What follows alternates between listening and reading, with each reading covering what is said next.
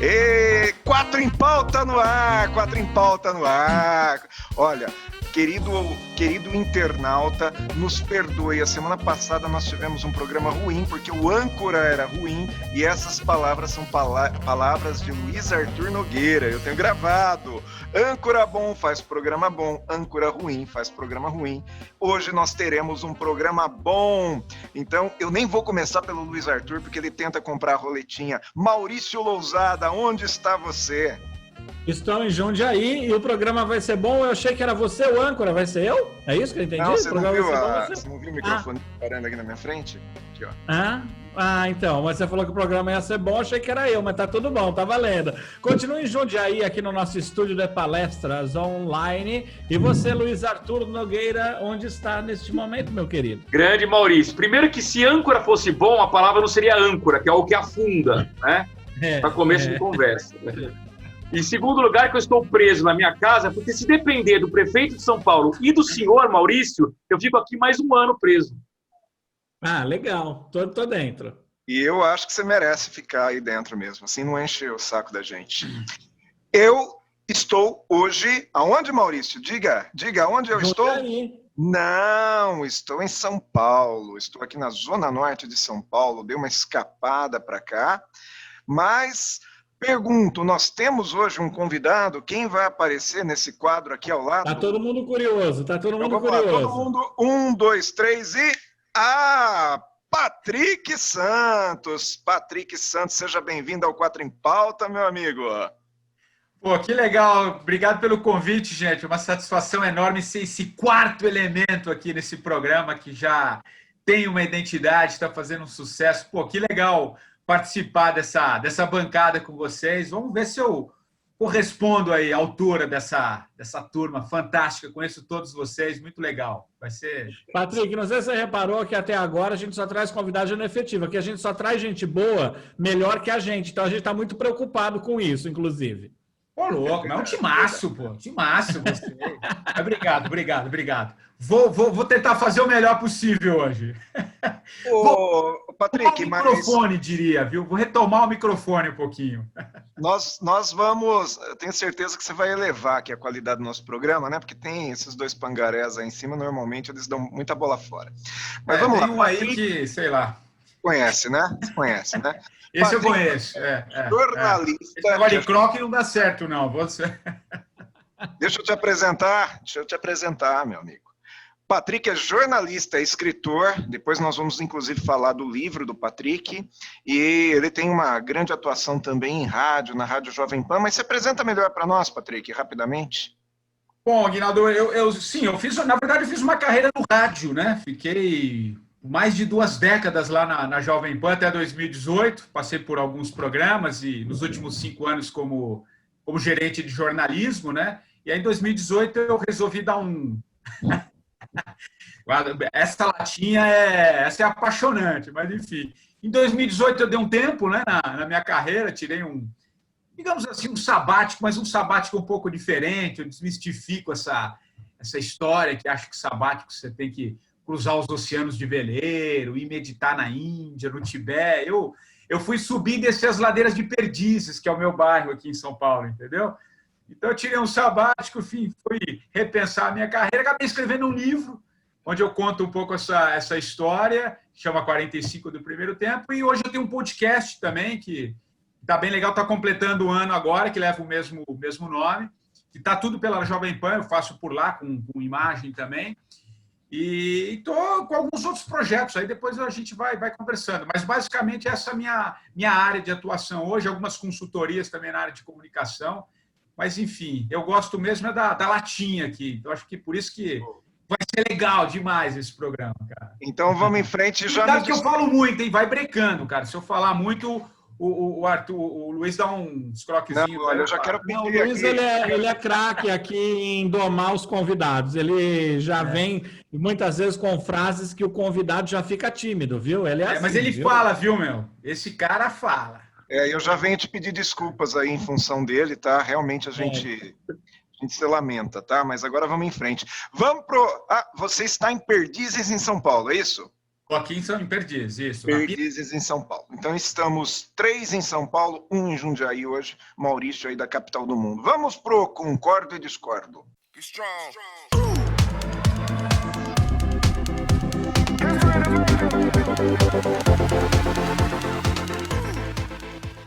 E só informando que no programa de hoje o nosso convidado Patrick Santos vai sortear um livro dele, que é esse livro que está aparecendo aqui, olha, que está aparecendo aqui. Só que para você poder participar desse sorteio, você tem que estar inscrito no nosso canal. Então aproveite, se você ainda não está inscrito, inscreva-se e toque no sininho. E vamos então para o nosso Concorda ou Discorda. E eu já vou começar a incomodar aqui o nosso convidado. E a questão é a seguinte, a CBF está pleiteando o retorno do público aos estádios, com 30% da capacidade do estádio, né? O pessoal está falando que a torcida do Santos vai voltar só com 3 elementos lá, eu acho que nem 3 vai ter, porque o pessoal não vai no estádio, também nem tem torcida para isso, né? Mas, enfim, a pergunta é a seguinte, é hora do público voltar gradativamente aos estádios? E aí tem um agravante, né? O time do Flamengo estava até ontem pela manhã com 16 jogadores contaminados com a Brand-19. Então a pergunta é hora do público, dos torcedores voltarem aos estádios gradativamente? Eu vou fazer essa pergunta aqui para o Maurício. O que você acha, Maurício? Você está disposto a torcer para o seu Corinthians lá no Itaquerão? Então, Aguinaldo, a questão é que assim, eu já não sou um cara que vai para estádio, né? Na verdade, eu sou o cara que manja tanto de futebol que você pedir a escalação do meu time, eu não sei a escalação do meu time. Então, eu sou um cara que não manja de futebol. Então, eu já não iria para o estádio nem que estivéssemos em condições normais, porque, de fato, não é um tipo de entretenimento que me atrai. Talvez seja até por isso que eu tenha essa posição e tenho defendido essa posição ao longo, desde a nossa primeira edição do 4 em Pauta, né? De achar que ainda não é momento de retomar determinadas atividades. Como bem falado nas últimas 2 edições aqui, eu acho que já é hora de flexibilizar assim, o comércio, que bom que já está sendo assim, que bom que nós estamos podendo fazer as coisas funcionarem com uma certa segurança, com distanciamento social. Tá impressionado, né, Luiz Arthur Nogueira, né? Eu acho que sim, porque não seria condizente com o que eu defendo, que é você ter essa flexibilização a partir do momento que você tem uma curva que já está mais estabilizada, disponibilidade de UTIs e tudo mais. Mas nessa questão específica, eu ainda continuo achando que não. Eu acho que não, porque eu acho que é possível você assistir a uma mesma partida de futebol que você assistiria ao vivo lá na sua casa. Eu sei que a emoção é diferente. Acho que não há necessidade de criar um ambiente onde haja mais risco para as pessoas. E eu não estou falando só do estádio, porque, por exemplo, grande parte dos estádios são servidos por linhas do metrô, e aí você tem muitas pessoas, né? 30% de um estádio, o que significa em demanda de fluxo dentro de um metrô, por exemplo, né? Aí vai falar, mas isso já acontece no trabalho. Ok, já acontece no trabalho, mas a gente não precisa criar mais um elemento, mais uma vez isso, na minha visão. E aí eu acho que essa colocação sua, Aguinaldo, né, de nós termos aí 16 atletas do Flamengo que estão contaminados, né, eu acho que aí tem mais um grande argumento para a gente dizer que não é hora de voltar o público e talvez não seja nem hora de voltar o esporte ainda. Eu acho que a gente pode deixar isso para um próximo momento, né? Então, essa é a minha posição. Eu sei que você discordou de mim no momento que eu falei que não era de voltar o esporte, porque você acha que deve voltar, né, Aguinaldo? Mas a única pessoa que ficou aqui com discordo, não sei por que aconteceu isso, é uma coisa raríssima, né? Foi o Luiz Arthur Nogueira discordar de mim. Então, Luiz Arthur Nogueira, é com você. Me diga, por que você gostaria de estar dentro daquele metrô apertado, junto com as pessoas, indo assistir o seu São Paulo? Vamos zerar a tela? Todo mundo zerando a tela, então. Eu gosto da coerência do ser humano, né? No começo da pandemia, quando morria uma pessoa no Brasil inteiro por dia, fecha tudo. Hoje morrem 700, abre tudo, né? Tudo bem. Bar pode, né, Maurício? Escola não pode. Muito bem. Mas, ao contrário do que o Maurício pensa, a minha discordância não é com o assunto futebol, não. Até porque, assim, o futebol poderia, sim, voltar gradativamente, 5% do público, 10%, mas eu me recuso a debater esse tema enquanto as escolas não voltarem. Simples assim. Então, a pergunta é, o público deveria voltar gradativamente aos estádios? A resposta é não, porque não voltaram às escolas. Ponto. Eu não tenho uma linha a mais para dizer. Enquanto não voltarem as aulas presenciais nas escolas, eu não defendo abrir mais nada, muito menos estádio de futebol. Então, primeiro a escola, que é prioridade, depois o estádio. Primeiro a escola, depois a praia. Primeiro a escola, depois o bar. Primeiro a escola, depois o shopping. Primeiro a escola, depois o resto. Simples assim. Portanto, por coerência, que muito falta nesse programa, a minha resposta é: não está na hora do público voltar para os estádios, dado que as escolas não reabriram. Ponto final.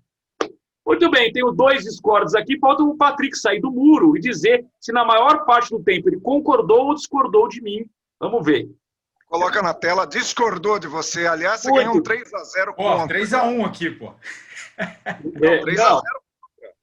Os 3 discordando de mim. Agora, então, assim, para o nosso público que nos acompanha aqui na internet, no chat, os 3 acham que escola não é importante. Então, tá bom, tá claro isso. Não é importante. Vamos zerar as telas e eu vou passar a palavra, então, para o Patrick Santos. Ô, Luiz, para de bater o martelo na palavra que você coloca na boca dos outros. Ninguém falou isso, você que está dizendo isso. Eu defendi que a escola, antes de tudo, os 3 discordaram de mim. Qual é a conclusão? A escola não é importante para vocês. Mas vocês poderão se defender.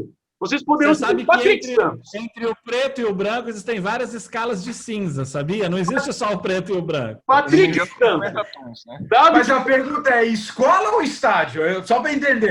A pergunta é estádio. Boa, Patrick. As pessoas não focam. Patrick, agora gostei, é isso aí. Tem que focar no tema do assunto. A pergunta é estádio. Eu disse que estádio não pode voltar antes das escolas. E vocês discordaram de mim. Então, Patrick, por que você acha que estádio é mais importante do que escola? Por quê, Patrick? Tem como mutar. Nós vamos mutar. Não, peraí, mas eu não tô. Em nenhum momento eu disse que escola é menos importante. O estádio é mais importante que escola. Na verdade, os estádios já estão abertos, eles só não têm torcida. Né? Na verdade, o futebol acho que já tem uns 2 meses, mais ou menos, enfim. Agora, eu discordo de votar com o público. Eu acho que do jeito que tá bom. Mesmo que você bota 30%, eu acho que. Bom, quem frequenta estádio, você é um cara que frequenta, que eu sei. Ô, Luiz, mesmo que você bota 30% ali, você não vai ter um isolamento. Na hora que sair o gol do São Paulo, tá difícil. Não sai. Você vai sair abraçando todo mundo do teu lado. Se cruzar, eu te conheço, entendeu? Então, eu acho que em termos de torcida, eu acho que ainda não. Agora, falando sério, mesmo, eu acho que fica restrito, acho que tem que ficar restrito ali os atletas, né, que já fazem os exames periódicos, ainda que isso aconteceu com os jogadores do Flamengo, aconteceu recentemente com os do Corinthians também e outros clubes, mas, enfim, ali você tem um controle muito maior. Se você abre esses 5, 10, 20%, você tem um outro problema. Quem seriam esses 5, 10% que entrariam no estádio? Pergunta. Não é? Às vezes é quem tem um poder aquisitivo maior, enfim. Eu não sei como é que seria operacionalizado isso. Então, eu acho que, enquanto não puder voltar efetivamente a torcida e ser uma coisa livre, eu sou contra. É mais ou menos isso que eu tudo certo? Já ganhou do Luiz Arthur, né? Você teve um 2-1, ele teve um 3-0 contra. Nem ganhar do Luiz não é muito Ele está seguindo o fluxo do São Paulo, viu? Está perdendo todas. Verdade. Eu não vejo a hora de abrir essas escolas para acabar esse papinho aqui no 4 em Pauta e a gente mudar essa página. Olha só, o Maurício torcendo para a escola abrir, hein? Maurício quer que a escola abra. Eu tô querendo, para você ver como a gente quer se livrar do problema, né? Esse é um negócio sério. Tá certo. Bom, deixa eu dar minha opinião aqui. Eu acredito que essa questão do Flamengo aí, não sei, é um ponto fora da curva, porque eu não vi nenhum outro time ter aí 10, 15 atletas contaminados. Existe um protocolo, os clubes eles têm departamentos médicos extremamente competentes, ou que deveriam ser competentes, né? E eu não estou querendo acusar ninguém de incompetência, mas eu acho que talvez aí alguma coisinha de diferente aconteceu lá no Flamengo, a ponto de terem 16 atletas contaminados, sendo que em outros clubes com menor estrutura aqui no Brasil, isso não aconteceu. Então, salvo se amanhã aparecer mais 5, 8, 10 clubes com essa demanda, não sei, eu ainda estou achando estranho. Agora, abrir estádio para a torcida, nem cogita. Eu acho que isso aí é ridículo, a CBF pensar num negócio desse. A CBF está pensando agora numa coisa que é desnecessária, e a CBF e os clubes têm outras maneiras também de gerar renda. Eu acredito que a maioria dos clubes estão negociando uma série de outras coisas, inclusive com patrocinadores. Existe outra maneira de gerar audiência para os clubes, e não tem como, gente. Olha, primeiro, não dá para pôr arquibancada, que é todo mundo junto. Como que você vai controlar espaço ou distanciamento em arquibancada? Não dá. Cadeira, não dá. Acho difícil ter qualquer tipo de protocolo ali no estádio, não tem jeito. Torcedor é disciplinado? Você vai falar para o cara, olha, fique a 1,5 metro do seu amiguinho. Você acha que o torcedor vai ficar? Conta para mim. O torcedor não é disciplinado nem para, sei lá, para pular alambrado, joga, nossa, impossível você... E quem é que vai controlar? Você vai colocar a polícia militar para controlar se o cara vai ficar à distância do outro ou não? Você vai isolar assento e acha que o cidadão que vai lá para o estádio, já predisposto a alguma briga, ele vai sentar na cadeirinha certa dele, que tem o númerozinho dele, né? Impossível. Então, e outra, tem uma outra situação. Em alguns locais, a prefeitura vai liberar 30% nos estádios, e outro local não. Então, quer dizer que o Curitiba vai poder jogar com torcida, e o Bahia não. O Corinthians vai poder ter torcida, e aí o Goiás não.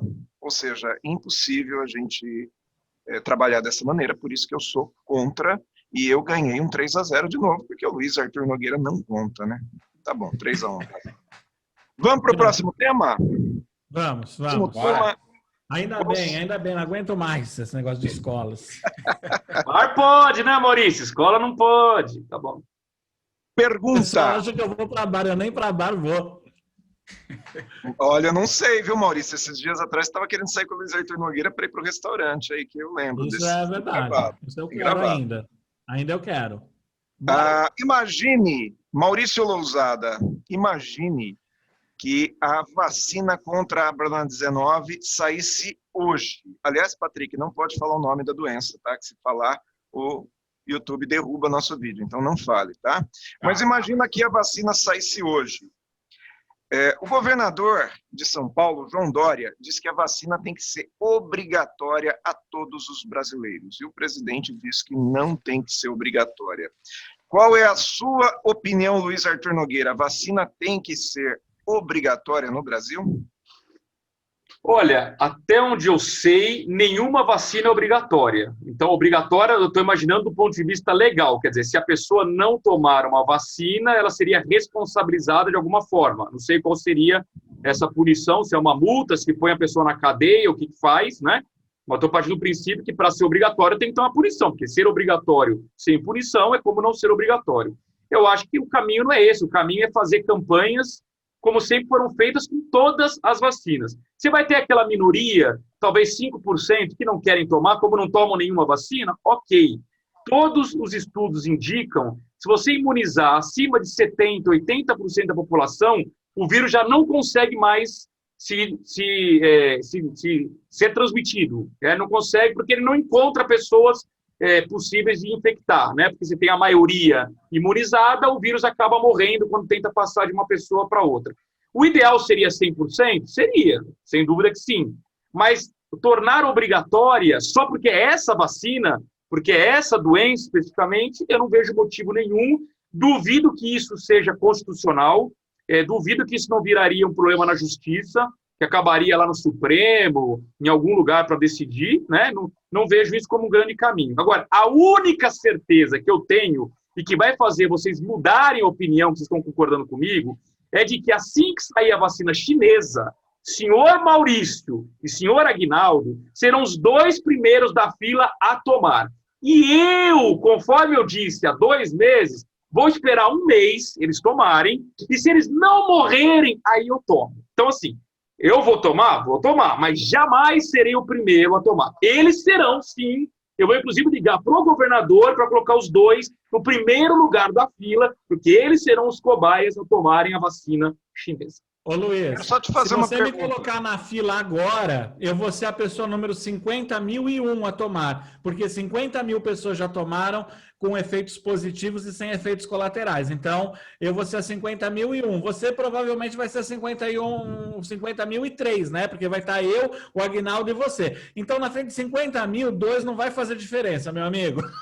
E outra, né, Maurício? Eu quero só saber o que vai acontecer se nesse meio tempo, entre eu e você tomar a vacina, ele começar a espirrar. É. E tudo bem, vocês vão estar imunizados, vocês não precisam se preocupar com o meu espirro. E aí outra também, o nosso programa aqui. Atim! Deus me livre, sai daqui. Vamos lá, Luiz, quem vai comentar a sua resposta? Bom, vocês são tudo puxa-saco de mim, os três concordaram, né? Eu quero saber o seguinte, já que os três concordaram que não tem que ser obrigatório, então acho que a gente pode dar uma aprofundada na discussão. A minha pergunta é, Patrick, na sua opinião, como é que a gente faz para convencer os negacionistas? Aquelas pessoas que acham que a vacina vai prejudicar ou que a vacina não é necessária porque a doença sequer existe. O que você imagina? O que tem que ser feito com esse público?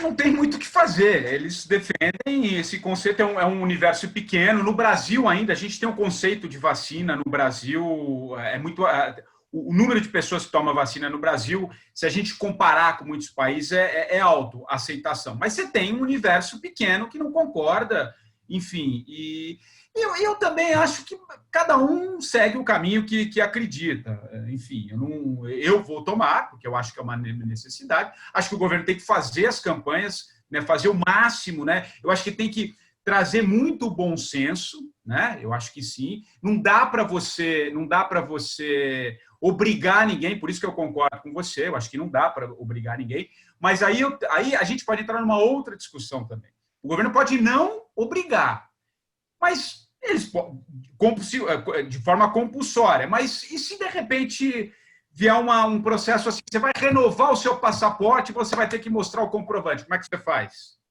E se você não toma a vacina? Você vai tirar um RG, porque eu acho que essa patrulha vai ter. Eu acho que aí a gente entra numa outra discussão.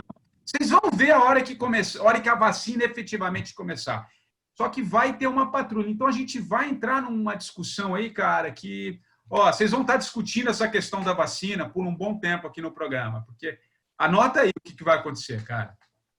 Muito bom, muito bom. Quem que você quer dar a vez para quem falar? Eu ou Maurício? Fala você, Aguinaldo. Tá bom. O que você acha? Não, eu não acho mais nada. Você acabou de falar o que eu tinha anotado aqui para falar, olha aí. Tô. Não, porque eu ia comparar com o voto, por exemplo. Não dá para você pegar e um sujeito... Vamos zerar as telas aí. Não dá para você pegar o sujeito à força e aplicar a injeção nele. Mas tem como fazer com que ele queira ou com que ele opte por tomar a vacina. Por exemplo, no caso do voto, quem não votar não pode tirar documentos, como você disse. Tudo bem, que aí há uma multa de 3, 4, 5 reais, que o sujeito vai lá, paga e tira o documento. Mas a vacina pode simplesmente não deixar tirar. Por exemplo, existem alguns casos em que o sujeito, para ele viajar para determinados países, ele tem que tomar a vacina, senão não entra no país. É isso. Essa é uma outra situação. Tudo bem, quantos brasileiros, qual o percentual dos brasileiros que viajam para fora ou que se interessam em ter passaporte, né? Uma boa parte da população não tem interesse em ter passaporte. Mas é aquele negócio. Eu acho que vai chegar um determinado momento que o sujeito vai tomar a vacina. Mas para um resort, por exemplo, você vai num resort aqui não vai aceitar. Me mostra aqui que você tem a vacina. Não precisa nem ser resort. Muitas outras coisas. O próprio trabalho. Para o sujeito poder trabalhar, ou para ele poder fazer determinadas coisas que são fundamentais. E eu acho, mais do que isso ainda, tem a cisma, que vai ter muita gente tomando vacina, igual o cara faz exame de próstata, sabe? Ele faz e não conta para ninguém. Eu acho que vai ter muita gente do contra que vai tomar a vacina e não vai contar para ninguém. Por exemplo, o cara que é apoiador do Bolsonaro, vai surgir a vacina chinesa e o sujeito vai lá e vai tomar a vacina e não vai contar para ninguém. E o contrário também, o cara que é contra o Bolsonaro, se vier uma vacina apoiada por ele, o cara vai tomar a tal da vacina e não vai contar para ninguém. A situação. Então é igual máscara. No começo, eu não vou usar esse negócio aí. Você não usa, não entra no supermercado, o que o cara faz? Acaba usando. Então essa é a posição. Concorda, Maurício Lousada? Porque, de novo, eu não vou levar em consideração a posição do Luiz Arthur Nogueira? Ele ficou no talvez. Aí Olha só para ser do contra. Eu falei que ele ia discordar de mim, ele foi do contra. Um concorda com bem à vontade, só no finalzinho, assim, tá? Maurício Lousada, vamos zerar a tela. Olha só, eu queria trazer uma outra ótica, né, agora, que é o seguinte: essa vacina ela não vai ficar disponível para 200 milhões de brasileiros de forma imediata, né? Então vai levar um tempo para que as pessoas sejam vacinadas, né? Então até que a gente tem essa imunidade de rebanho, que eu até discordo um pouco dela, porque se fosse assim, doenças que nós já tínhamos erradicado não teriam voltado, né? Hoje nós temos doenças que já foram consideradas erradicadas no Brasil e acabaram voltando, o que mostra que essa imunidade de rebanho ela é um pouco relativa, não é 100% segura, né? Mas o que me faz pensar é o seguinte: nós vamos ter um grupo menor sendo vacinado no começo, e a pessoa que se recusa, eu não estou defendendo a obrigatoriedade mesmo, eu acho que não deve ser obrigatório mesmo, mas a pessoa que se recusa no começo a tomar essa vacina, ela na verdade está dizendo o seguinte: olha, eu quero me imunizar a partir do outro, só que eu não quero correr o risco, então corre o risco por mim aí, eu vou me beneficiar dessa imunidade que você vai ter. Então isso não me parece ético dentro de uma sociedade onde nós vivemos numa interdependência, onde uma pessoa estar vacinada de alguma forma protege a outra. Então eu não sou a favor da obrigatoriedade, mas eu acho que é uma questão de ética a pessoa optar por tomar uma vacina, desde que ela se mostre segura dentro dos protocolos e tudo mais. Então, acho que é uma questão ética. E acho que aqui no Brasil deve acontecer o que aconteceu numa outra proporção na China, né? Porque na China, logo depois do vírus, eles começaram a classificar as pessoas que já tinham sido testadas. E pessoas que já tinham sido testadas tinham num aplicativo, num celular, uma prova de que já tinham sido testadas. Então, poderiam acessar shopping e tudo mais. Eu não sei se nós teremos no Brasil o seguinte: acesso a shopping para quem está vacinado. O shopping é uma instituição privada e ele pode definir isso se ele quiser. Então, eu acho que isso deve acontecer, reforçando o que o Patrick já falou, mas, sobretudo, eu acho que é uma questão de ética. É não se beneficiar do outro para gerar proteção a si mesmo. Acho que é uma questão ética. Muito Temos bom. 2 concordos, 3 concordam aqui. Perfeito. Até que vocês concordam comigo, rapaz. Vou mandar abrir a escola. Só não pede música, tá? Pelo amor de Deus. Não, eu já não consigo, porque acho que hoje eu não vou ter 3 concordos. Vamos lá, vamos para o próximo tema? O próximo tema é o discurso do nosso presidente da República na ONU.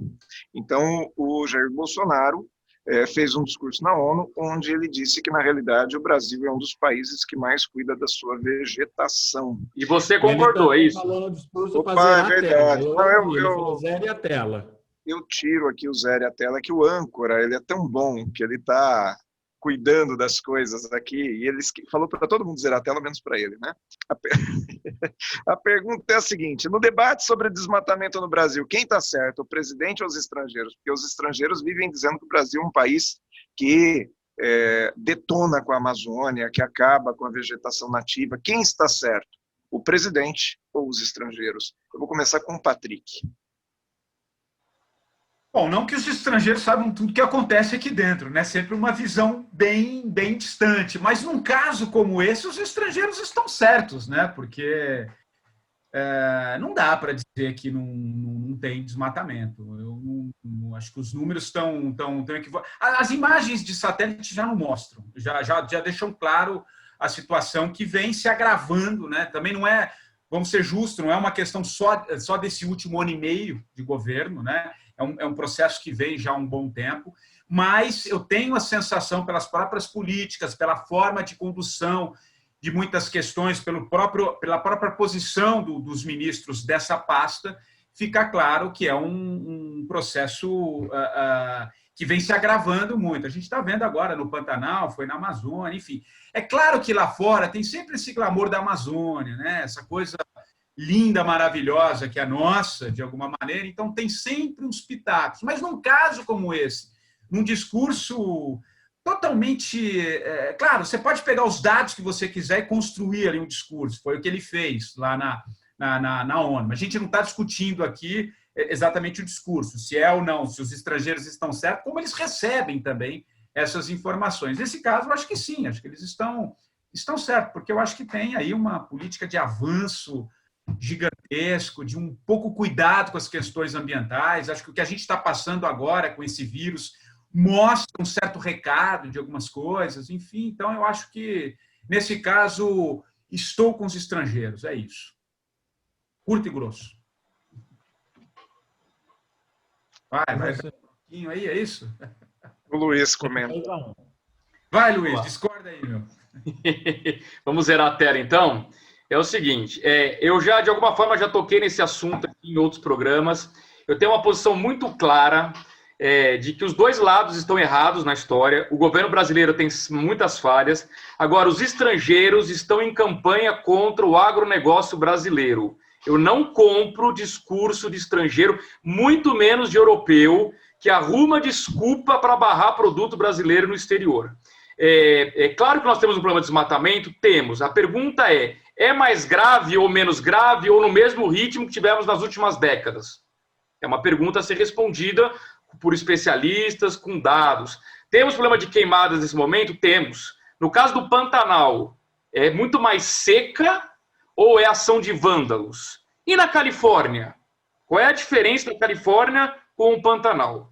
No caso da Amazônia, eu acho um pouco mais grave, porque pela característica de umidade da região, lá, ao contrário da Califórnia e ao contrário do nosso Cerrado, lá não pega fogo por calor. Então lá tem ação humana, sim, aí o governo falha ao não conseguir combater. Agora, eu só queria lembrar sobre os estrangeiros que no ano passado, 2019, o presidente da França, Macron, publicou uma fake news com uma foto antiga para dizer que o Brasil não estava cuidando dos incêndios. E disse e insinuou que a Amazônia é o pulmão do mundo, que é uma grande bobagem, e insinuou que a gente deveria tornar essa área da Amazônia algo universal, que o Brasil deveria perder autonomia nesta região. Então, para mim, é um discurso para tentar tomar o território do Brasil e para barrar o agronegócio. Então, claro que os estrangeiros têm que criticar, sim. Eles têm o direito de não investir em países que eles julgam que desrespeitam o meio ambiente, é um direito deles, mas eu não compro 100% do discurso estrangeiro, como também não compro 100% do discurso do governo brasileiro. Os dois certamente estão errados e há exagero dos dois lados. Portanto, eu prefiro muito mais ouvir os especialistas ao ouvir estrangeiros, como o presidente Macron e como o nosso próprio presidente. Os dois falam muita abobrinha, essa que é a grande verdade.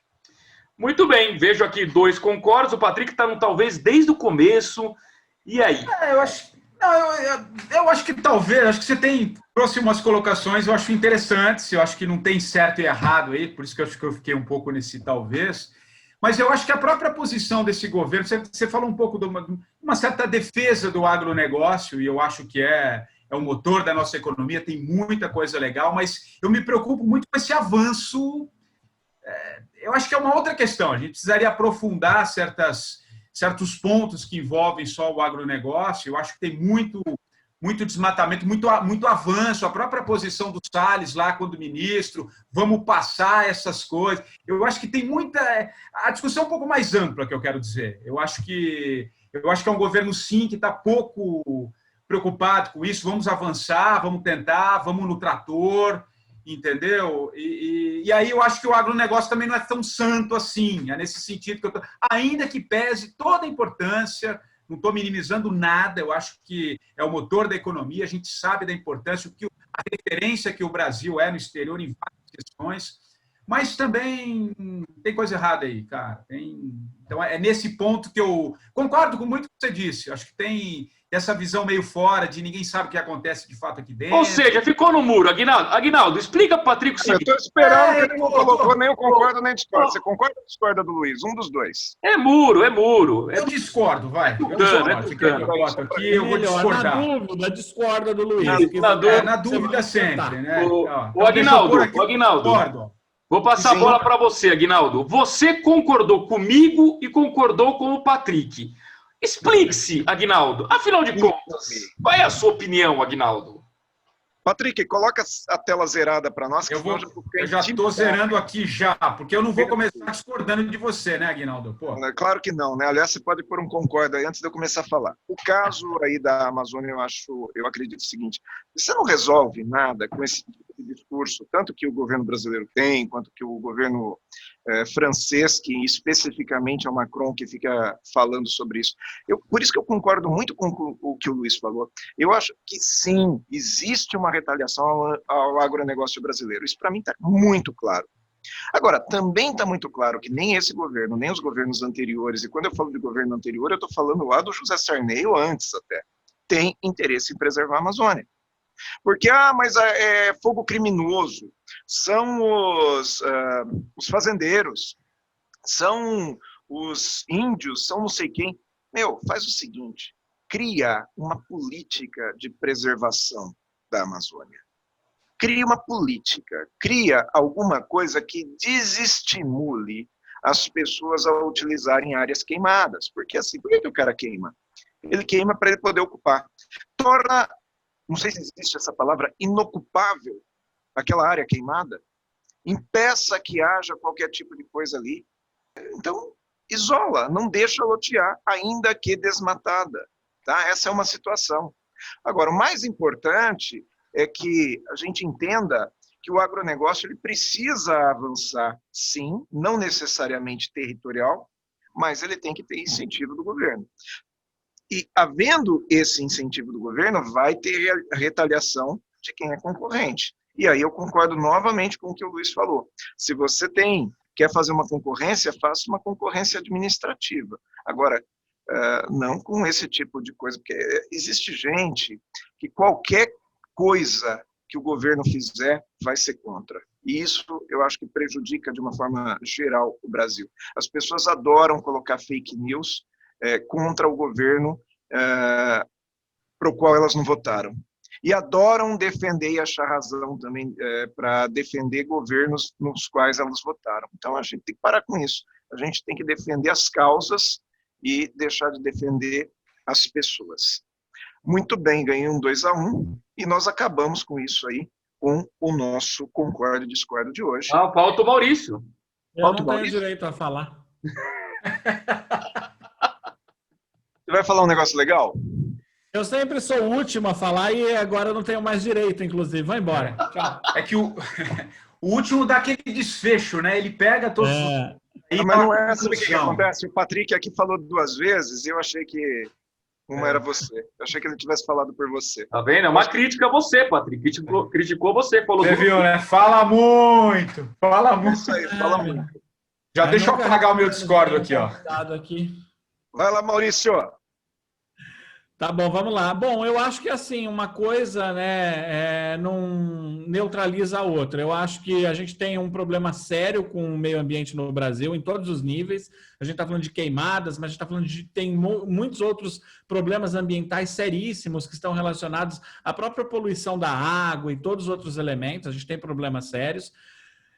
Mas eu acho que quem está lá fora não tem muita autoridade para ficar apontando o dedo para a gente, porque quem está lá fora apontando o dedo para a gente destruiu todos os seus recursos naturais há séculos, né? E agora querem que a gente preserve os nossos ao custo econômico, né? Então eu acho que esse é um grande problema. Não tem moral para apontar nenhum país europeu para apontar para o Brasil e falar o seguinte: vocês estão destruindo, porque eles já destruíram, então eles não têm moral para fazer isso na minha visão. Agora tem uma outra questão, que eu acho que aqui é o principal, a gente fechar os olhos para o que está acontecendo aqui. Quando a gente tem um presidente da República que vai num discurso da ONU usar dados para dizer que não está acontecendo o que a gente sabe que está, nós estamos fechando os olhos para um problema. E isso, para mim, tem um nome, é falta de hombridade. Você precisa ser sincero com o que está acontecendo para melhorar. Quando você fecha os olhos para o que está acontecendo, você diz que vai continuar dessa forma, porque o compromisso do nosso presidente não tem que ser com a ONU e nem com aqueles países lá fora. O nosso compromisso do nosso presidente tem que ser com o brasileiro que quer sim os meio ambiente preservado. Para isso nós temos que criar meios que preservação gere recurso econômico. Enquanto preservação conflitar com recurso econômico, nós vamos ter destruição. É preciso ter ou um turismo sustentável, algo que associa a preservação ao desenvolvimento econômico. Esse é o conceito de sustentabilidade. Desenvolver-se no presente, garantindo o futuro das próximas gerações. Falta ao nosso presidente a hombridade de assumir o que está acontecendo e mudar, que isso é o que a gente esperava de alguém numa posição como a dele. Então, está aqui, 3 concordam. Não tem como não. Você está vendo por que você foi o último, Losada? É porque você deu um desfecho aí bonito, entendeu? Puxa, ainda bem que eu tive a oportunidade de falar, fiquei tranquilo. Isso foi só para dar destaque. Gente, zerando as telas, que nós vamos agora para o nosso próximo quadro, que é o Sim ou Não. Roda a vinheta.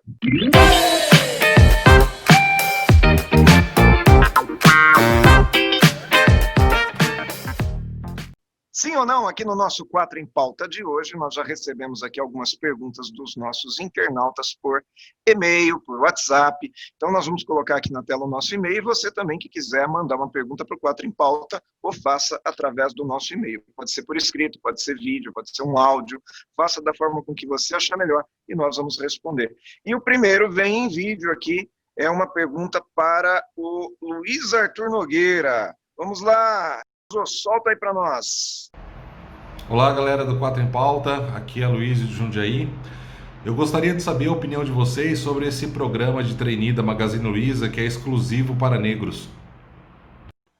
Então, a pergunta é o seguinte: a Magalu, a Magazine Luiza, está certa em adotar um processo seletivo de trainee exclusivamente para negros? Isso já deu muita polêmica. A dona Luísa Trajano disse que não volta atrás, que está respaldada juridicamente, mas, enfim, existe uma crítica muito grande e vai dar muita polêmica. Então, a pergunta, Luiz Arthur Nogueira, você acredita que a Magalu está certa em fazer um processo seletivo exclusivamente para negros? Vamos colocar na tela o sim ou não. Luiz é o último que coloca. Vamos lá, todo mundo colocando sim ou não, hein? Está certa a Magalu ou não está certa? Muito bem. Vai lá, Luiz. Muito bom. Então, eu fui o único que discordei de vocês, mas aqui é um tema extremamente delicado, tá? Saibam vocês que eu acompanhei esse assunto de perto nas redes sociais e qualquer que seja a posição, apanha, tá? Quem diz que está certo, apanha, porque vão acusar vocês três de racismo. Porque se vocês estão excluindo os brancos, vocês são racistas também. Esse é o argumento de quem é contra. Não é o meu caso, tá? Não é o meu caso. O não aqui, eu quero dizer que é o seguinte, eu acho que ela não acerta, embora a atitude seja louvável, porque é uma tentativa de incluir os negros. Só que eu acho que o caminho está um pouco equivocado. Qual é o meu argumento? O meu argumento é, por que os negros não chegam a cargos de liderança? É porque no Brasil, os negros, em sua maioria, são pobres. Os pobres frequentam, quando crianças, escolas públicas. As escolas públicas não têm qualidade. Portanto, os negros têm uma educação deficiente, como todo mundo que frequenta escola pública no Brasil. E aí vem o meu ponto. Eu acho que a Magazine Luiza acertaria mais se fizesse trainees exclusivamente para pessoas que se formaram em escolas públicas. O que você privilegiaria a baixa renda, independentemente de você ser branco ou negro. Porque a minha preocupação é o seguinte: ótimo que a gente tente ajudar os negros. Eu sou totalmente a favor, até debatemos isso no programa passado. Eu defendi o Hamilton, cobrei do Neymar que ele tivesse posições mais agressivas de combate ao racismo. Mas a minha questão é, quem vai defender o branco pobre que estudou em escola pública? O trainee da Magazine Luiza, ao contrário, pega essa pessoa e exclui. Então, embora a intenção seja boa, eu aplaudo a iniciativa, ela é interessante, ela pelo menos colocou luz no debate, mas eu acho que o erro é você segregar por raça. Eu acho que no Brasil o problema é a questão social, socioeconômica. O problema é na escola pública. Então, o meu critério seria socioeconômico de quem veio da escola pública e não racial. E 2, acho que o Magazine Luiza ajudaria muito o país se, além de fazer um trainee focado nesse público, investisse nas escolas públicas. Porque o problema a gente só vai resolver quando a gente virar o jogo da educação básica. E a gente só vai virar esse jogo quando a gente equiparar escola pública e escola privada. Caso contrário, a gente vai ter mais 500 anos fazendo trainees com cotas, com escolhas, porque a gente não resolve a origem do problema, que é a escola pública. Bom, eu vi aqui que o Maurício mudou de opinião, né, diante do meu argumento, então eu vou deixar ou para o Aguinaldo ou para o Patrick argumentar por que vocês acham que é uma boa, sim, a escolha, no caso, pela raça. Vai lá, Aguinaldo. Vai lá. Eu vou deixar o... Eu vou falar primeiro e eu te passo a palavra, Patrick. Não, vai lá. Mas eu acho... sou totalmente contra cotas. Então, por que eu estou colocando sim no caso da Magazine Luiza? Porque ela teve um argumento. Ela falou que há muito tempo ela queria trazer trainees negros para a empresa, porque ela quer buscar diversidade na área de liderança, e ela não conseguia. Então, ela fez tentativas e não conseguia. Então, uma vez que não conseguia, ela colocou uma determinação de que ela queria negros como trainee, não porque ela está segregando, mas porque ela já tem brancos e ela gostaria de ter uma empresa mais diversa. Então, eu tirei o chapéu para esse argumento. Não sou a favor de tudo que a dona Luiza fala, não. Eu tenho algumas contestações, embora eu respeite muito a pessoa e o empreendedorismo dela.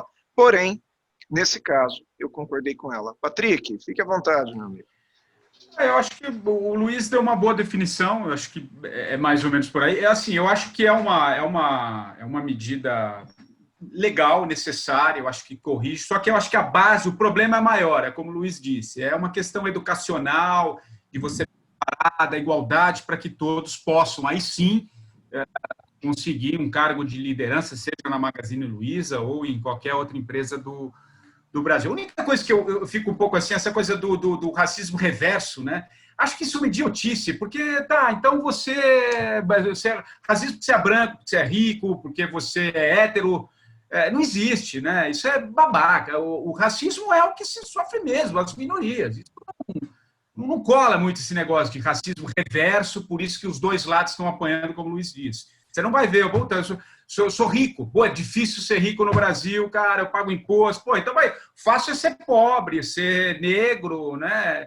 Ser homossexual, enfim. Então você tem outras questões que envolvem. Mas eu concordo muito com a tese do Luiz, acho que poderia ser por uma questão também que envolvesse escolas públicas. Então, essa é a única colocação aí que eu trago para vocês. Mas, enfim, eu achei uma medida interessante.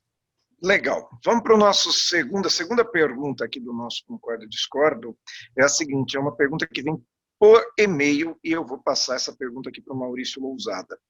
Maurício Lousada, existem algumas companhias aéreas que estão fazendo pacotes que partem de um determinado aeroporto com destino nenhum. O avião fica voando e pousa no mesmo aeroporto. Ou seja, você não está comprando uma viagem com um determinado destino, e sim, está comprando um passeio que vai sobrevoar, sei lá, a represa de Furnas aqui no Brasil, vai sobrevoar o deserto do Saara. A pergunta que eu faço para você compraria a passagem de um avião sem destino, apenas pelo prazer de voar? Você quase não voa, né? Então, essa é a pergunta. Sim ou não, pessoal? Estamos de acordo todos que não, né? Nesse momento. Eu acho que... Eu estava querendo ver quem ia falar que sim aqui, viu? Confesso que eu estava... Não, eu acho que todos nós aqui, né, usamos muito, pelo menos antes da pandemia, avião para deslocamento de trabalho e tal, e não é nenhuma grande novidade você entrar num avião e tal. Eu até entendo a necessidade que essas companhias têm de gerar alguma receita agora e que, de repente, fazer um voo turístico em cima, sei lá, de como está fazendo lá na Europa, de sobrevoar um pouco o deserto do Saara, é interessante, mas eu também acho que nesse momento estar dentro de um avião não é um negócio muito seguro, né? Considerando que um avião é um lugar totalmente fechado, é uma lata de sardinha aquele negócio, então eu acho que não é um local seguro. Para fazer um turismo e olhar o exército de cima, o deserto de cima, eu recomendo o Google Maps, que eu acho que dá super certo, viu, gente? Muito bom, muito bom. Então, vamos para a próxima pergunta. Temos mais uma pergunta aqui que eu vou direcionar para o Patrick. Essa pergunta vem da Nilce Santos, de Ferraz de Vasconcelos, São Paulo. Zerando a tela. Zerando a tela. Patrick, o Congresso aprova agora a nova lei de trânsito. Está faltando a presidência, né, o executivo sancionar isso. E nessa nova lei de trânsito, a pontuação, em alguns casos, ela sobe para 40 pontos. Em alguns casos, porque existe ainda uma matemática, se a multa é gravíssima, se ela não pode ter duas gravíssimas, porque daí volta a ser 20. Dependendo do caso, são 30 pontos, e motoristas profissionais 40. A pergunta que eu vou te fazer é a seguinte, ou que a Nilce faz. Isso deve aumentar o número de acidentes? Sim ou não, Patrick? Todos os outros colocando antes? Eu acho que sim. Então coloca um sim aí também. Então deixa eu colocar aqui o meu sim. Sim. Eu acho que sim, né? Está afrouxando, né? Acho que está de alguma maneira. Eu até reduziria mais, porque enfim, reduziria mais, eu pelo menos manteria, né, de uma certa lógica. O país é um dos países que mais mata em trânsito. Eu não sei, para responder aqui, é isso? Sim. Tá. Então, eu sou totalmente contra. Eu acho que não, tem que ser mais rígido mesmo. Multas caras, eu sou super a favor, para a gente tentar diminuir essa curva. Sou totalmente contra esse afrouxada das regras aí. Muito bom, todo mundo concordou. Então vamos para o Rinaldo, eu só queria acrescentar que eu concordo com o rigor da lei mesmo, tem que ter fiscalização. Eu só gostaria que o sistema de recursos no Brasil fosse sério, porque tem multa que é injusta, tem multa que você consegue comprovar o absurdo que você foi multado numa cidade, estava no mesmo dia em outra cidade, por um erro do agente de trânsito, que você percebe claramente que ninguém lê recurso coisa nenhuma, que é tudo no achismo, de qualquer jeito. Então, poderia ser mais sério o sistema. Mas daí a afrouxar, porque o sistema é ruim, acho que não é o melhor caminho, como disse o Patrick. Exatamente. Você melhorar o sistema, né? Você está resolvendo de uma maneira errada, né? Você está resolvendo o sintoma e não a doença, é verdade. Muito bom, Luiz. Agora, a última pergunta é um novo vídeo que nós recebemos aqui. Esse vídeo veio do Valtinho Monteiro Júnior de Campinas. Coloca aí, Kranzabeck. Fala, Aguinaldo, tudo bem com você? Deixa eu te fazer uma pergunta. Sobre essa atleta que gritou fora Bolsonaro, o que você acha a respeito disso? O que você acha da repercussão nas redes sociais? E o fato dela ser patrocinada pelo Banco do Brasil? Isso é relevante? Um abraço, meu irmão. Muito bom. Então vamos fazer a seguinte pergunta aqui. Obrigado ao Valtinho, meu amigo pessoal, Valtinho. A jogadora de vôlei Carol Solberg tem o direito de dizer fora Bolsonaro numa entrevista pós-jogo? Essa é a pergunta do Valtinho e é a pergunta que com certeza vai me transformar em anjo e demônio, mas eu vou responder. Coloquem sim ou não na tela. Gente, eu não sei o que responder. É difícil. Sim ou não na tela? Eu sou o último a colocar. Ai, meu Deus. Sim ou não? Sim ou não? Atenção para o detalhe da pergunta, se ela tem o direito, né, de fazer uma manifestação política num contexto de uma coletiva pós-jogo, né? O contexto é importante a gente avaliar o contexto, mas... E outra coisa, o nosso internauta questiona pelo fato dela ser patrocinada por uma estatal, pelo Banco do Brasil. É que assim, né? A pergunta é se ela tem direito. Tem uma diferença se ela tem direito. Então, a pergunta é importante. O Luiz chamou a atenção, é verdade. Mas é que coisa de controle ali, né? Eu não sei. Então, vamos lá. Eu que vou responder, né? Então, eu entendo que ela tem o direito, assim como o Hamilton tem o direito de fazer uma manifestação, o Neymar tem o direito de fazer uma manifestação. Obviamente que a causa do racismo ela é quase que uma unanimidade, é muito difícil alguém hoje ser contra o combate ao racismo, e a Carol está fazendo aí uma manifestação política. Talvez não seja muito elegante da parte dela, talvez não seja muito inteligente da parte dela, mas dentro da cabeça dela, se é uma causa que ela acredita, direito ela tem.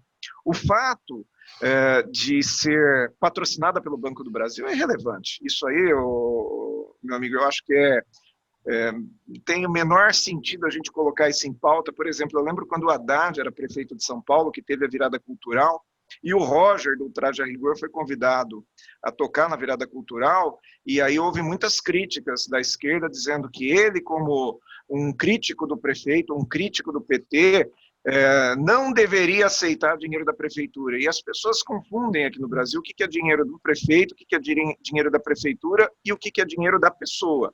Quem está pagando o patrocínio não é o Bolsonaro, não é o presidente. Quem está pagando o patrocínio é uma empresa, seja ela estatal ou privada, mas é uma empresa que tem benefícios em relação a isso, porque ela aparece, a atleta colaborou, porque ela teve o resultado. Agora, então, direito, que é a pergunta, ela tem. Sobre as redes sociais, qualquer coisa que acontece, olha, se a gente respirar, vai ter 50% das pessoas que serão contra e 50% das pessoas que serão a favor dessa respiração que a gente vai fazer aqui. Então, isso é irrelevante também. Agora, direito, que é a pergunta, ela tem. Luiz, fique à vontade de replicar. Realmente a palavra direito é um pouco pesada, porque eu, ao colocar não, parece que eu sou um ditador e ela digo que ela não tem direito, quer dizer, cada um faz o que quer. Mas eu acho que ela foi muito deselegante. E ao contrário do racismo, a questão política já divide o país, ali o momento foi totalmente inadequado. E aí o que eu lamento muito é que quem tem a mesma opinião que eu nas redes sociais não, acha que não porque ama o Bolsonaro. E o meu não aqui não tem amor ao Bolsonaro. Eu não estou dizendo que não porque eu não concordo com o fora Bolsonaro. Não. É não porque eu não concordo com a manifestação política naquele contexto. Se ela tivesse dito, e Lula preso, eu diria o mesmo não. Não é o lugar ali para dizer Lula preso. Eu acho que ela foi muito infeliz. E aí, não sei se vocês repararam que essa dupla ela foi terceira colocada na competição, né? Essa atitude dela ofuscou a própria medalha de bronze da dupla dela. Ninguém sabe o nome da companheira de dupla dela, só sabe o nome dela, e ninguém sabe quem ganhou o campeonato. Ela ofuscou o resultado do campeonato. O resultado final dela foi, ela ficou famosa com o fora Bolsonaro, e o esporte que ela representa, ninguém sabe nem quem ganhou a disputa. Então ela prestou um desserviço. Agora, atenção, o fato de eu dizer que ela não teria o direito, no sentido de que ela foi deselegante ali, não dá o direito à Federação de Vôlei de querer censurá-la. Ela pode, no máximo, aquilo que a gente debateu, Maurício, semana passada, sobre o Hamilton. Se tiver alguma coisa na regra que diga que ela vai pagar uma multa por manifestação política, ok, cobre a multa dela. Mas censura, não. Mas que ela foi infeliz porque ela atrapalhou, inclusive, o esporte. Ali que é o que os esportistas tanto defendem, né? O esportista fala que no Brasil não tem política para apoiar o esporte. E aí ela transforma o esporte em política. Nesse ponto eu concordo. Agora, Aguinaldo, só para concluir, ela nas redes sociais pode falar o que ela quiser, tem meu apoio. Se ela for dar uma entrevista lá em programa de talk show, tipo Pedro Bial, pode falar de política à vontade. Eu só não concordei com o contexto pós-jogo, ainda na quadra de areia. E o detalhe que a entrevista foi o seguinte, ela pega o microfone da parceira e do nada grita, e fora Bolsonaro. Sabe, pegou inclusive a emissora, independentemente da Globo estar contra o governo, não importa, pegou a emissora de surpresa. A emissora não esperava uma declaração daquela ali. Então, assim, foi muito infeliz mesmo. Eu realmente achei inadequado. É muito bom, muito bom. Eu só mantenho o meu sim aqui por uma coisa. Eu acho que, assim, quando a gente fala na palavra direito, a gente está falando de direito de expressão e aí a pessoa usa. Agora, a direito de expressão, ele também presume responsabilidade sobre o que se fala, né? Eu acho que a própria emissora, se quisesse, poderia processá-la, se quisesse. Eu acho que poderia, talvez, não sei. Sim. Eu acho que ela foi... Acho que também não caberia ali, mas também acho que foi ali no momento. Ela era filha da Isabel, né? Acho que a Isabel tem uma atuação muito mais voltada à política, né? Então, eu acho que ela foi influenciada um pouco nessa maneira. Então, acho... Agora, também, viu, Luiz, só dando um pitaco aqui, eu acho que isso ganhou tanta repercussão pelo que ela falou, porque a gente não estaria falando do vôlei de praia se não fosse isso também. Então, eu acho que... Não sei se teria... Tem essa questão esportiva que foi ofuscada, mas eu não... Na verdade, você sabe quem ganhou? Acho que eu nem tenho ideia. Então, acho que esse destaque todo foi muito em função de... Na verdade, eu não sei quem ganhou, e se não fosse isso, a gente não saberia nem que teve uma disputa. A gente não estaria nem discutindo isso aqui no programa. Mas você sabe que teve um ponto interessante também, que há 7 anos atrás, 2013 ou 2014, quando teve Copa das Confederações e Copa do Mundo, esses mesmos caras que estão hoje criticando a Carol eram os caras que estavam aplaudindo fora Dilma lá no estádio da Copa do Mundo. Aí é que tá, né? Contextos diferentes, sim, mas a razão pelo que as pessoas criticam não é tanto pelo contexto de ser pós-entrevista, e sim pelo lado político que eu tanto critico. Isso aí, é isso mesmo. Vamos para o próximo quadro, então? Não tem vinheta, mas tem vinheta, porque a gente arrumou uma vinheta e vamos colocar a vinheta.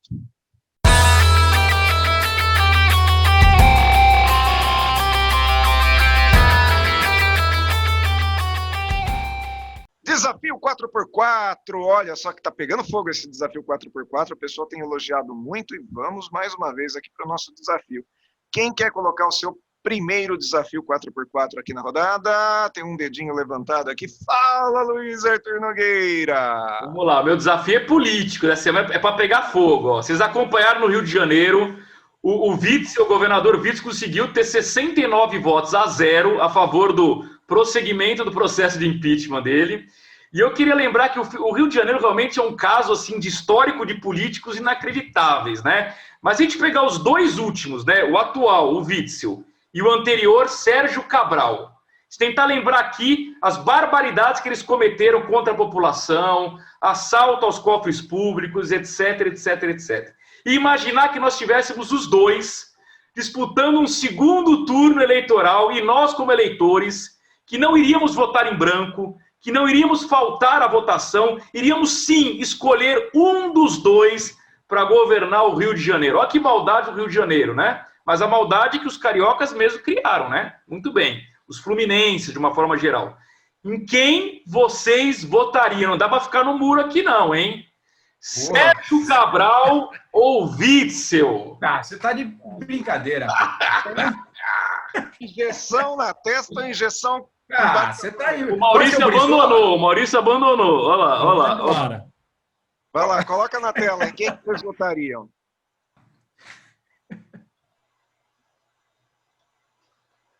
Que é esse? Que é esse cacareco aí? Vocês estão burlando. O cacareco? Vocês não conhecem o cacareco? O cacareco. Não pode. Eles estão burlando. Não pode ser esse aqui? Não. Não. Tem que ser um ou outro. É. Meu Deus. Cadê o garotinho? Tá bom, vai. O Aguinaldo, explica para o nosso público que tem menos de 20 anos o que é o cacareco, Aguinaldo. Cacareco era um rinoceronte lá do zoológico do Rio de Janeiro, que depois veio para São Paulo, e quando veio para São Paulo ficou famoso. E aí teve uma eleição aqui em São Paulo que o cacareco teve assim uma quantidade enorme de votos, porque o voto na época era escrito, era por cédula, e as pessoas votavam no cacareco. E se pudesse, ele teria sido eleito, não sei se governador ou prefeito de São Paulo. Então isso é uma coisa assim que é muito épica, né? Mas é aquele negócio, né? Se o Luiz perguntasse pra gente se eu torceria para o Corinthians ou para a seleção da Argentina num eventual jogo, juro para você que eu escolheria um. Agora, entre Witzel e... Tem que escolher. Tá bom, eu vou pôr no não foi condenado ainda, sei lá. Muito bem, muito bem. Bom, eu tenho que, já que eu propus, né, eu comento aqui por que eu escolhi o Witzel, só pela ficha corrida. Se a gente for analisar com lupa, o Sérgio Cabral roubou mais que o Witzel, ponto. Esse é o único argumento que eu tenho. Eu não tenho outro, né? E concordo. Para saber qual é o do Maurício, o Sérgio Cabral. Na verdade, Luiz, o meu argumento é o mesmo que o seu, só que de uma outra ótica. Como o Cabral tem muito mais crime, eu acho que a chance de ele ficar preso e poder assumir isso daqui 180 anos, né, a prefeitura é maior. Então eu voto nele com a esperança de que ninguém assuma. É por isso que eu votaria nele, entendeu? Boa. Muito bom. Muito bem. Vamos para o próximo desafio. Quem é o próximo? Pode ser eu? Vamos lá, o meu desafio. Meu desafio. Era a tela aí. Terá a tela. A Libertadores da América tem sido transmitida agora pelo SBT, né? Sistema Brasileiro de Televisão. Diz que iam colocar o Silvio Santos narrando, né? Os jogos da Libertadores, mas no SBT agora é o Vai lá, vem. É mais ou menos isso. O Patrick gostou do Witzel, hein? Ah, bom. Ah, chega do Witzel. Entre Theo José e Kleber Machado, quem que vocês escolhem para narrar os jogos da Libertadores? Põe na tela.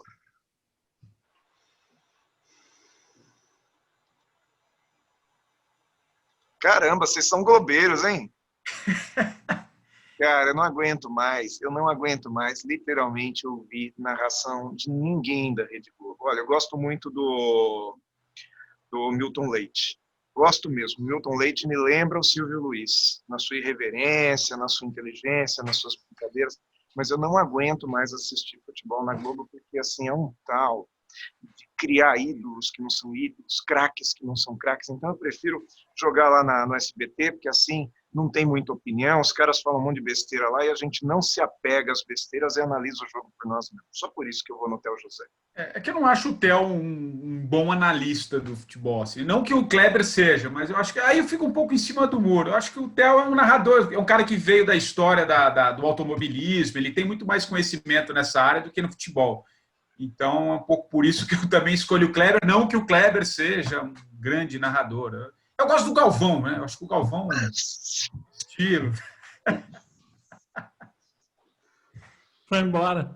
Foi todo mundo embora. Como narrador, os dois sumiram da tela aqui. Pô. Agora. Foi embora por causa que você falou do Galvão. Futebol, né? Não, esse negócio do Galvão é um absurdo, porque ninguém gosta dele, mas é engraçado. Todo mundo.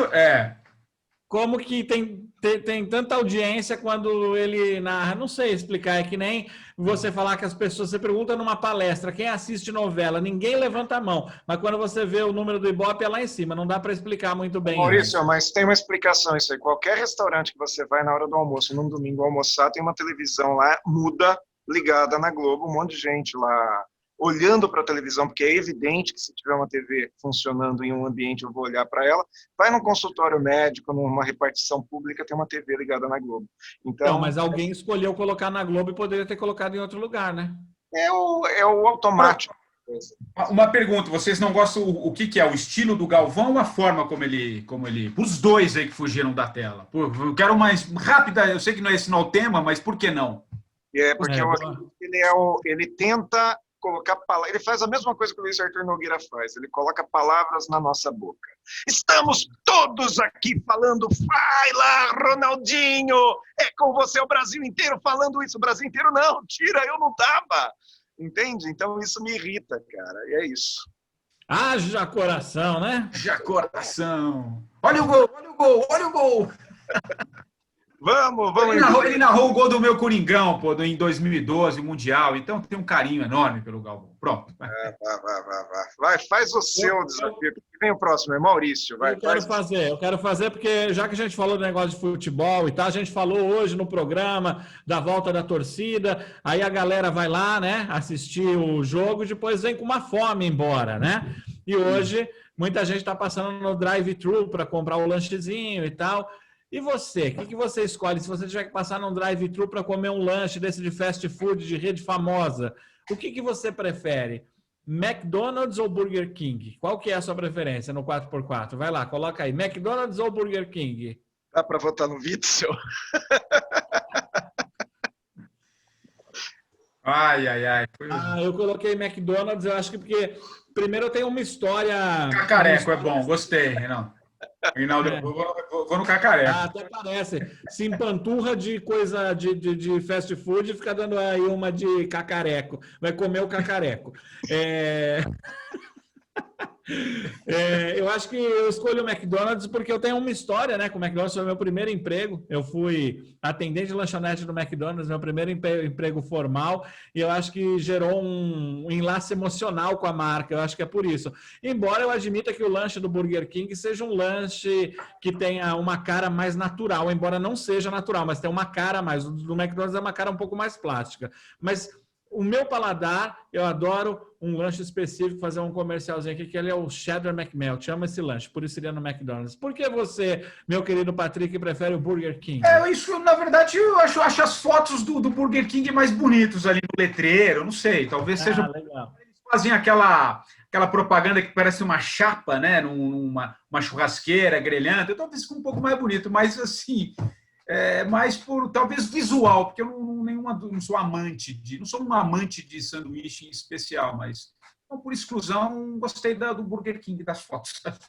Ô Maurício, o Patrick conhece bem ali em frente à Jovem Pan, na Avenida Paulista, tem um McDonald's, não tem? Tem dois, né? Tem um na dois frente, ali, né?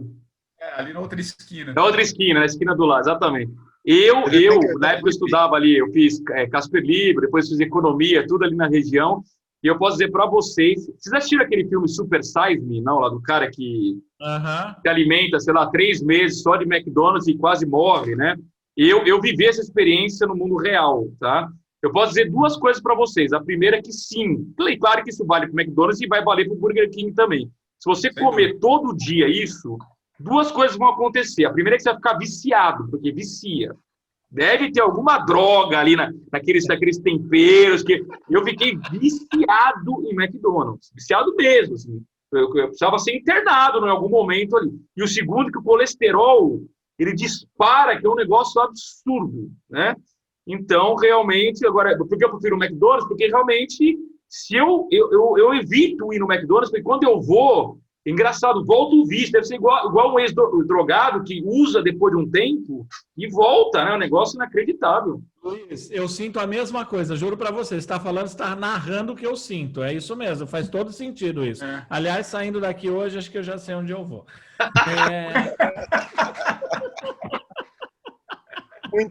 Muito bom. Gente, eu prefiro a original aqui, que é um hambúrguer que tem na esquina de casa, que é uma delícia. Esse já é mais natural. Tá bom, pessoal, menos papo e vamos para o desafio 4x4. Sobe aí, Patrick, manda o seu desafio 4x4. Bom, agora o meu desafio é o seguinte: vocês viram essa semana a notícia de que a Livraria Cultura pode estar entrando em concordata? Enfim, não é a primeira, a Saraiva já está com problema já há um tempo, né? Enfim, acho que essa é uma discussão ampla. Agora, nessa quarentena, digamos assim, mais estendida, eu acho que ninguém deixou de ler, pelo contrário, né? A gente tem números que as pessoas estão mais, né? Ficaram mais tempo em casa, enfim, pelo menos no começo. E a venda de livros online cresceu bastante, né? Então, a pergunta é, o que vocês acham, assim? Qual que vai ser a tendência no pós-pandemia? O que vocês acham? Vai ser a livraria física mesmo? Vocês que gostam de ler também, como é que vocês vão comprar o livro? Vão continuar indo na livraria ou a compra online? O que vocês acham? E antes de vocês responderem, já que a gente está falando de livro, posso mostrar o meu livro aqui? Esse 45 aqui, ó, que a gente vai sortear. Esse, aliás, é um livro que eu lancei lá na Livraria Cultura do Conjunto Nacional. Meu querido amigo Luiz Nogueira esteve lá também no lançamento. E eu queria sortear um livro, então, para quem nos assiste, nos acompanha, aqui, os internautas, enfim, Então, vamos lembrar que para o internauta ganhar o livro, para ele poder participar do sorteio, ele tem que estar inscrito no nosso canal. Né? Tem que estar inscrito no nosso canal, aí sim ele participa do sorteio do livro. E no próximo 45 programa... do primeiro tempo, o que o sabático me ensinou sobre propósito de vida e carreira, que é muito do que eu falo hoje também, é a marca do meu podcast lá na Jovem Pan, enfim, e é um livro onde eu conto essa história, e aí depois a gente vem, então, para fazer esse sorteio. Mas e aí, cara, o que vocês acham dessa... Vocês vão voltar à livraria? O que vocês... Pô, todo... Também. Isso aí. Vou por aqui. Justifique-se. Fale por todos nós. Cara, eu gosto de estar naquele espaço, de pegar o livro, manusear, cheirar, né? Enfim, eu sou um amante, acho que lamento, né, por essa situação toda, acho que vai ter uma reorganização aí desse contexto dos livros, talvez espaços menores, dentro de cafés, né, como o Aguinaldo se referiu também. Eu acho que essa compra, pegar o livro, ler um pouquinho ali, né, enfim, achar uma poltrona, dar uma folhada, acho que pelo menos para a minha geração, assim, eu acho que é insubstituível.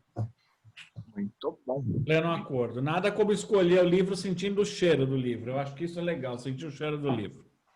Aí. Vocês sabem que Jundiaí é a capital do mundo? É mesmo? É. Vocês conhecem a história de Jundiaí? Jundiaí é o seguinte, se você vê aqui, olha, nós temos aqui na minha tela, temos aqui a torre em Londres, temos uma torre em Nova York, uma torre em Paris, que todo mundo conhece, e muitos de vocês não conhecem a nossa torre em Jundiaí, que é a Torre da Sica. Então, se você não conhece a Torre da Sica, a história da Sica, entra no Google e pergunta para o Google sobre a Sica. Tá? É a torre aqui de Jundiaí, capital do mundo. Aliás, quem aqui não conhece Jundiaí ainda? Conhece, Luiz Nogueira? Conheço muito pouco, eu fui te visitar aí algumas vezes, né? No teu programa. Algumas vezes aqui, acho. A famosa barbearia, né? Mas deixa eu mandar um abraço pro Reginaldo, então. Reginaldo lá. Manda um abraço pro Reginaldo. O Reginaldo corta Ele não corta cabelo, mas é lá no Conde que eu corto meu cabelo, o Maurício corta o cabelo dele, né? Aliás, cortaram mal seu cabelo esses dias aí, né, Maurício? Tá com ponta dupla. Tá super bem. Eu corto bem baixo, assim. Eu gosto de cortar baixo. Eu não estava procurando uma imagem, não coloquei, mas é porque esse programa me fez uma dúvida aqui. Teve um momento que o Aguinaldo falou que o negócio da vacina tem a ver com o negócio de exame de próstata, que não conta para ninguém. Isso é experiência própria, Aguinaldo? Você não contou nunca para ninguém? Como é que é? O exame de próstata? Olha, eu vou continuar não contando, mas uma coisa eu tenho certeza, que eu incentivo qualquer pessoa a fazer o exame, porque eu acho assim um absurdo as pessoas preferirem morrer do que preferirem fazer um exame. Então, uma besteira, o preconceito. Não precisa contar. Se você não quiser contar, não conte, mas faça o exame, porque é fundamental.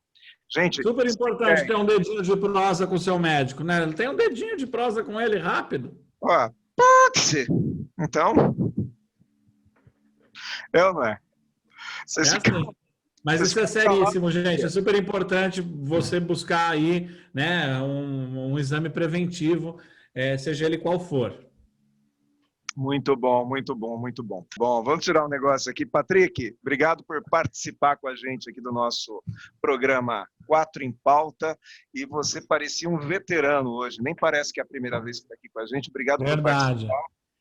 Adorei, pô. Adorei. Obrigado pelo me convite em outras vezes. Volto. Muito obrigado, Aguinaldo, Luiz, Lousada. Enfim, sou admirador de vocês. E agora, mais do que nunca, também... telespectador, o programa é gostoso, acho que a gente ficou mais de 1 hora aí, eu nem vi o tempo passar. A latinha é gostosa, né? Quando a gente está entre os amigos, é muito bom. Valeu, obrigado mesmo.